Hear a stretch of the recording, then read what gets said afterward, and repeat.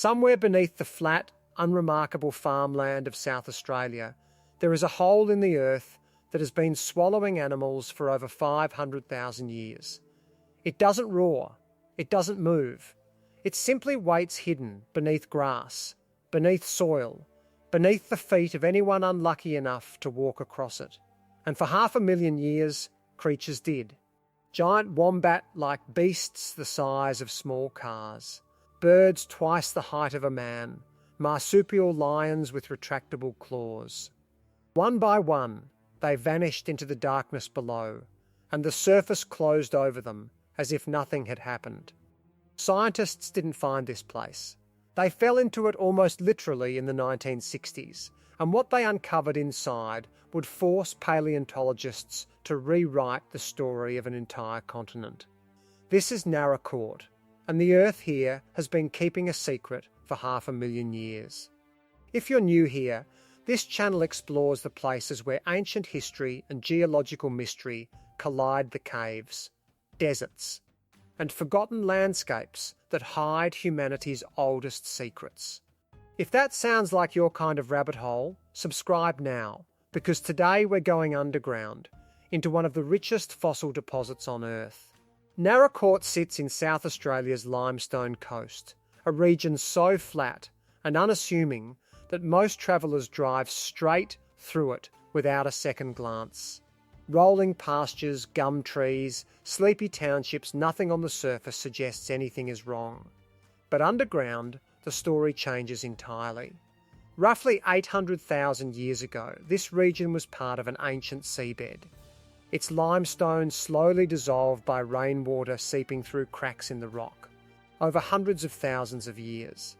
That slow chemical erosion carved out an extensive network of caves. More than 260 of them have now been mapped beneath the Naracoorte plains. Some are dry and dusty, others are cathedral-sized chambers, dripping with stalactites that have grown, drop by drop, for tens of thousands of years. But it's not the caves themselves that made this place famous. It's what's inside them. In several locations, the ceiling of a cave collapsed over time, or erosion opened a narrow shaft straight down from the surface to a chamber far below, creating what geologists call a pitfall trap. Imagine a sinkhole disguised by grass and leaf litter, invisible until the ground beneath you gives way. For an animal grazing at twilight, one wrong step meant a fall of several metres onto solid limestone, followed by injury, starvation, and death in absolute darkness. This happened again, and again, and again for roughly 500,000 years. Each time an animal fell, its remains were slowly mineralised by the cave's chemistry, preserved in extraordinary detail by the same dripping water that built the stalactites above. Layer stacked upon layer, century upon century, until the caves became something almost unimaginable, a natural time capsule, a vertical museum of everything that had died there since before modern humans existed. When researchers finally descended into what's now called the fossil chamber of Victoria Fossil Cave, they weren't looking at a single event. They were looking at 500,000 years of accumulated death, compressed into stone. Long before any scientist lowered a rope into these caves, the Boandik people, the traditional custodians of this land, already knew something was wrong with the ground beneath their feet. For the Boandik, the limestone country of the Naracoorte region was never treated as ordinary land.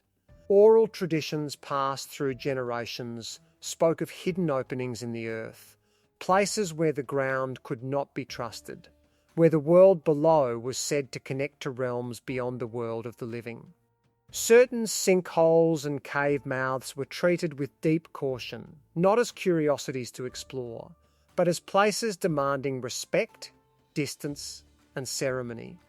This wasn't superstition without substance. It was accumulated, inherited knowledge, the kind that only comes from generations of careful observation of a landscape.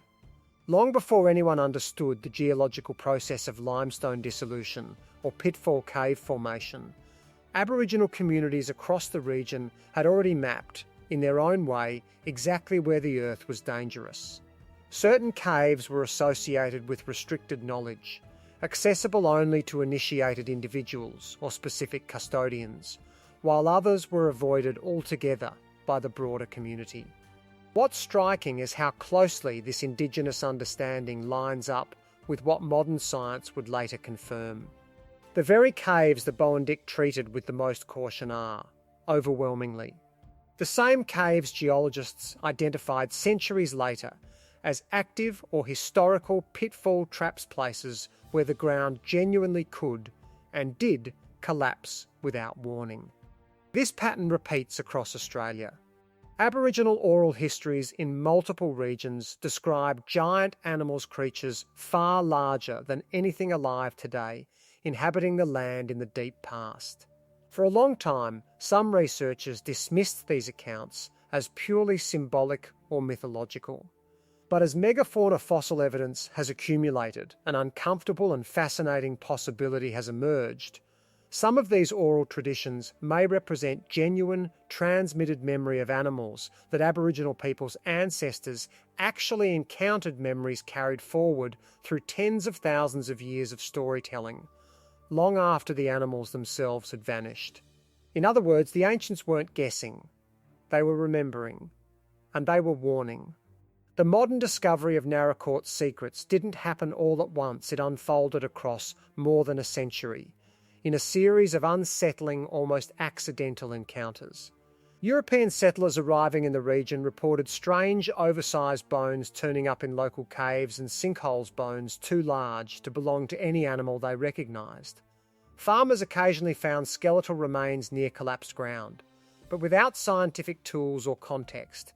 Most assumed the bones belonged to unusually large cattle or horses that had wandered to their deaths.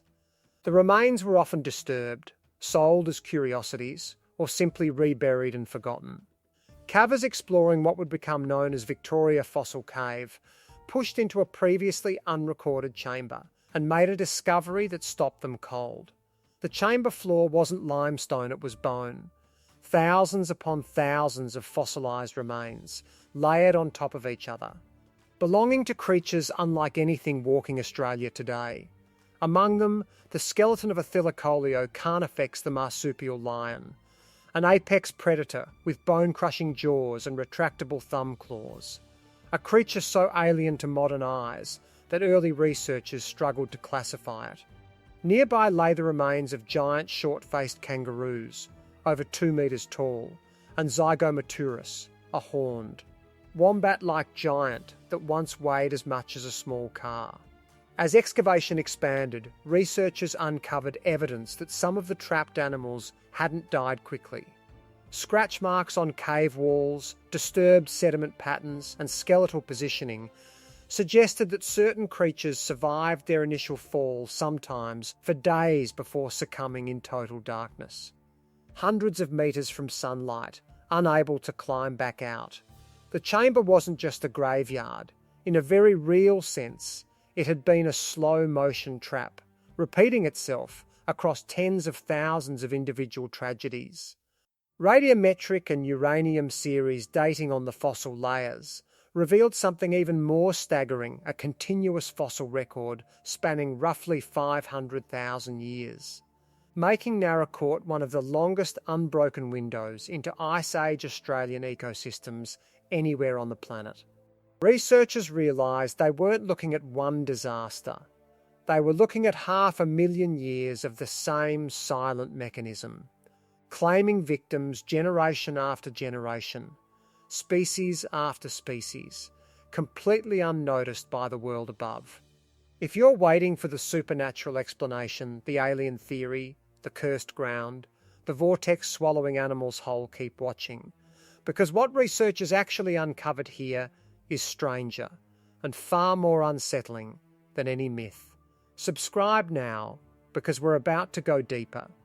As word of Naracoorte's bone chambers spread beyond scientific circles in the 20th century, the site inevitably attracted wilder theories. Some fringe commentators speculated about strange magnetic anomalies drawing animals underground. Others floated the idea of some ancient, targeted catastrophe, a single mass extinction event, a flood, or even in the more sensational corners of the internet, extraterrestrial interference, pointing to the sheer alien strangeness of creatures like the marsupial lion as proof that something otherworldly was involved.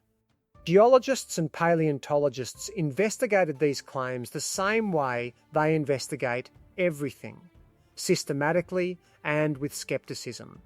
Magnetic surveys of the region showed nothing unusual, no anomalous fields, no measurable force that could explain animals being drawn underground. The chambers themselves showed no evidence of a single catastrophic flood event. Sediment layering was gradual and consistent, built up slowly over immense stretches of time rather than deposited in one violent episode. And the otherworldly appearance of the megafauna wasn't the result of anything supernatural at all.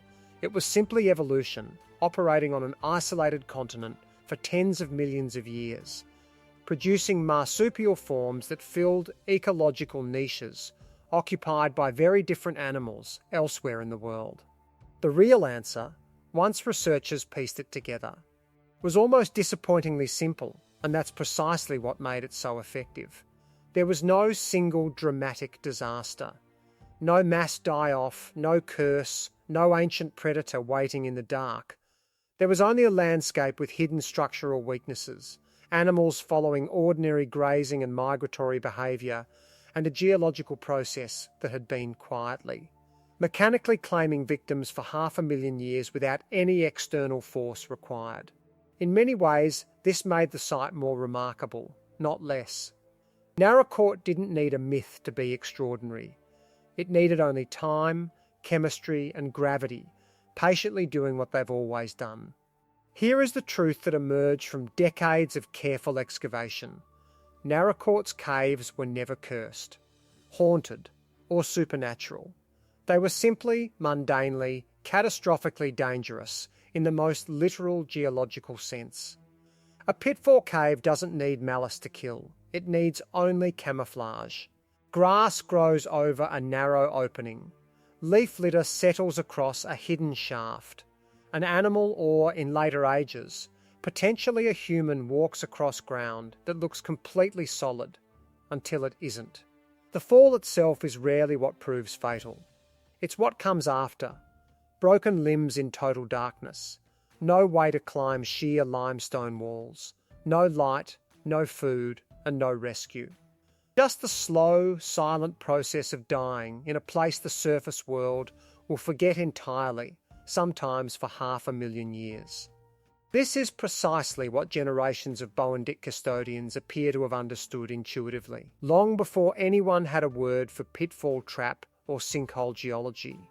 Their caution wasn't rooted in fear of monsters. It was rooted in an intimate, generational understanding that this specific ground could not be trusted, that beneath the calm surface of the plains, something patient and indifferent waited to claim whoever misjudged their footing. Modern science didn't disprove the ancient warnings. It confirmed them in exhaustive geological and paleontological detail. The danger was real. The warnings were justified. The only thing that changed was our ability to explain why.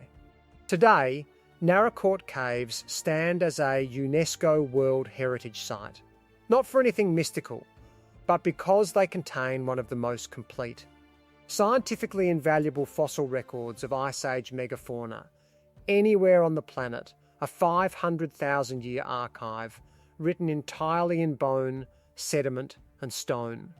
There's something quietly profound about a place like Naracoorte landscape that looks utterly ordinary from above, yet holds 500,000 years of hidden history just beneath the surface. It's a reminder that ancient knowledge and modern science are rarely in conflict. More often, one is simply waiting for the other to catch up. What do you think how many more secrets is this continent still keeping underground? Let us know in the comments below, and if you enjoyed this journey into Australia's deep past, subscribe for more stories where geography, science, and ancient mystery collide.